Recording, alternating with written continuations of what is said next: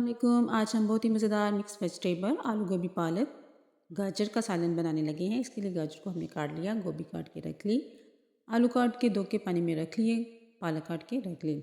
सारी सब्जियों को अच्छी तरह से वॉश कर लिया। मसाले के लिए लहसुन अदरक प्याज टमाटर सब्ज़ मिर्च काट ली। ऑयल गर्म किया, लहसुन प्याज अदरक को सौते किया, टमाटर डाला, थोड़ा सा पानी ऐड किया और नमक मिर्च हल्दी पाउडर धनिया पाउडर और सब्ज़ मिर्च को डाल के इसकी बुनाई की। साथ में पालक ऐड कर दी। पालक की बुनाई के साथ हमने इसमें आलू ऐड किए और साथ में आलू की भी बुनाई कर दी। गोभी और गाजर डाली, सारी सब्जियों को अच्छी तरह से मिक्स किया। मिक्स करने के बाद इसको पकने के लिए जो हमने रख दिया, थोड़ा सा पानी ऐड किया और पकने के लिए रख दिया। ले जी, मज़ेदार सी सब्ज़ी आलू पालक गोभी गाजर तैयार। गरम मसाला डाला और इसको डिश आउट किया।